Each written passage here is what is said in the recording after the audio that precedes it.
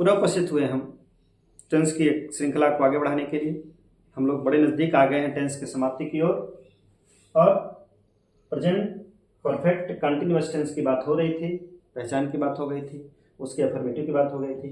आज इसका last session है जिसमें हम लोग नेगेटिव और इंटीग्रेटिव की बात करेंगे।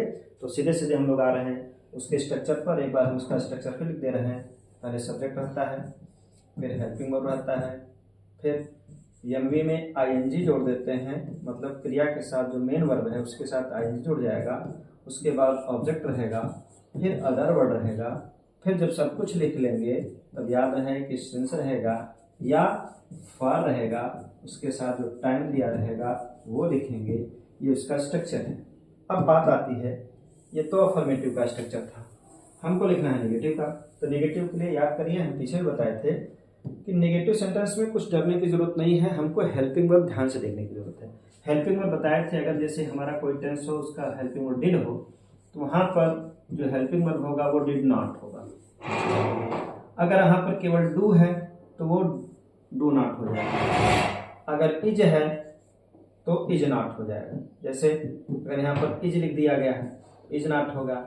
लेकिन बताए थे जब पेयर में हेल्पिंग वर्ब आते हैं तो बताए थे दोनों के बीच में जगह बनाकर नॉट बैठाते हैं। जैसे याद करिए, एक फ्यूचर कंटिन्यूअस का जो हेल्पिंग वर्ब था वो विल बी था। अगर वहां नेगेटिव बना होगा तो हम बताए थे कि दोनों के बीच में कुर्सी लगेगी किसकी, नॉट की। इसका मतलब हो जाएगा क्या, विल नॉट बी। सेम चीज यहाँ पर भी है, चूंकि यह भी पेयर में आया हुआ है। याद करिए, जो हेल्पिंग वर्ब है वो हमारा हैव बीन और हैज बीन, यही दो हेल्पिंग वर्ब हैं। अब ये जब नेगेटिव बनाने की बात आती है तो दोनों के बीच में कुर्सी लगेगी किसकी, नॉट की। तो हो जाएगा अब हैव नॉट बीन। बस इतना ही बताना है नेगेटिव में, अब कुछ करना नहीं है। हम लोग डायरेक्ट आ रहे हैं उसके एक उदाहरण के साथ। और चूंकि आज ये सेशन समाप्त करना है तो हम लोग एक उदाहरण ले रहे हैं। जैसे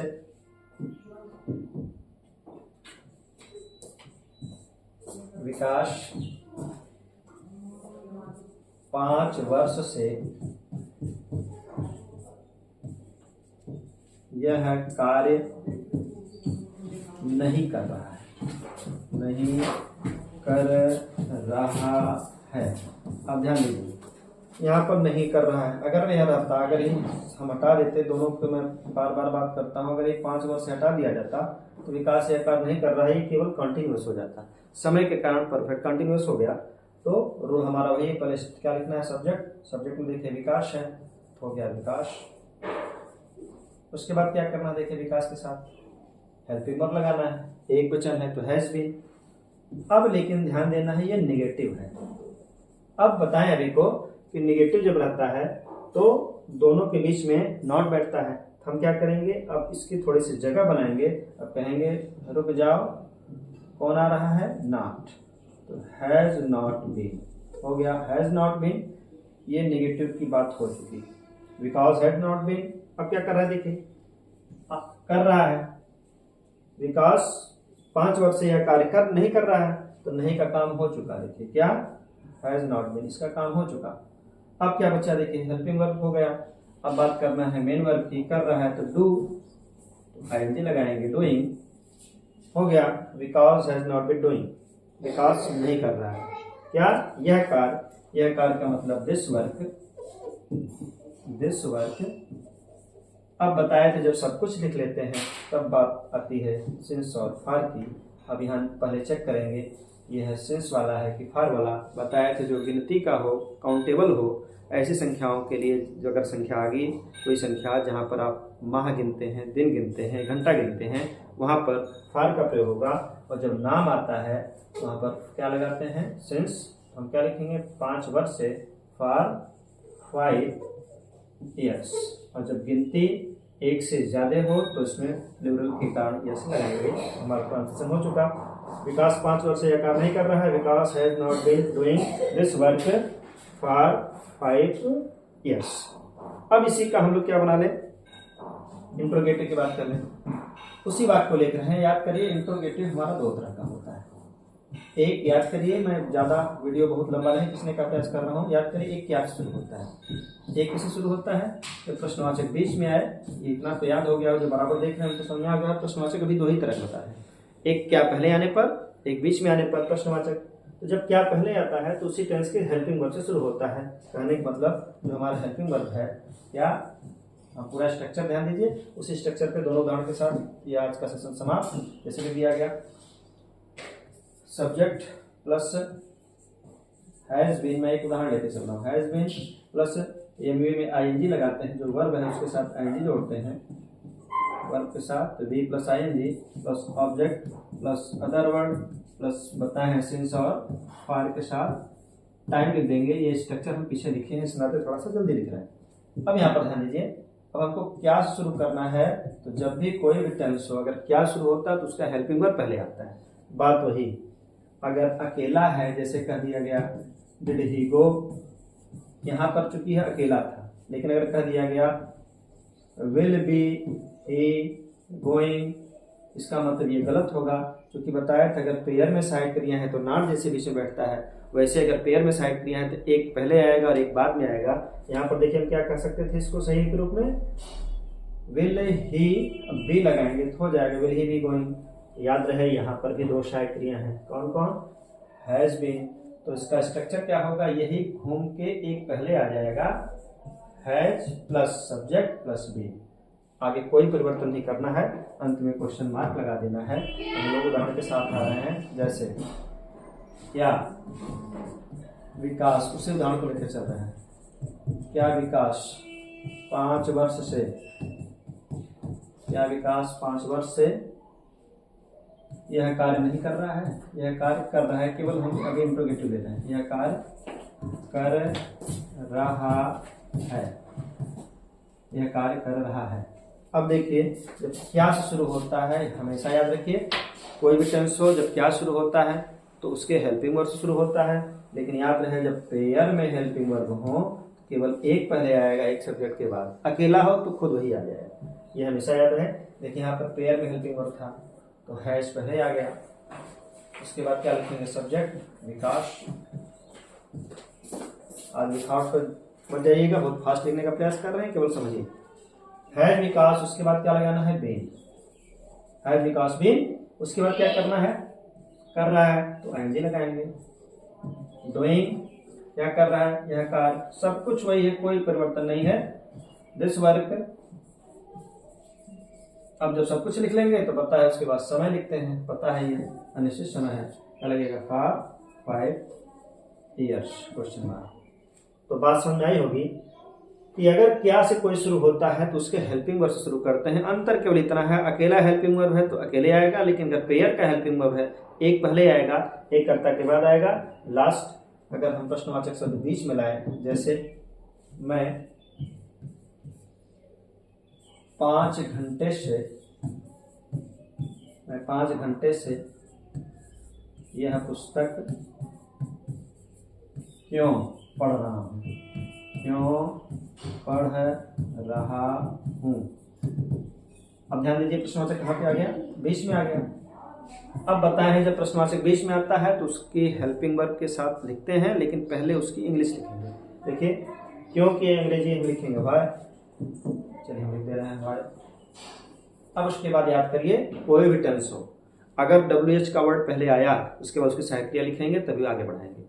यहाँ पे देखिए इसका हेल्पिंग वर्ब क्या है, देखिए हैज बीन और हैव बीन होता है तो हम एक केवल पहले लाएंगे, क्या लाएंगे, हैज बीन या हैव बीन दोनों है तो एक ही लिखना है, एक सब्जेक्ट के बाद लिखना है, जैसा कि हम पीछे लिखे हैं कि एक ही हेल्पिंग वर्ब आएगा एक उसके बाद आएगा। यहाँ पर भी वही बात ध्यान देनी है।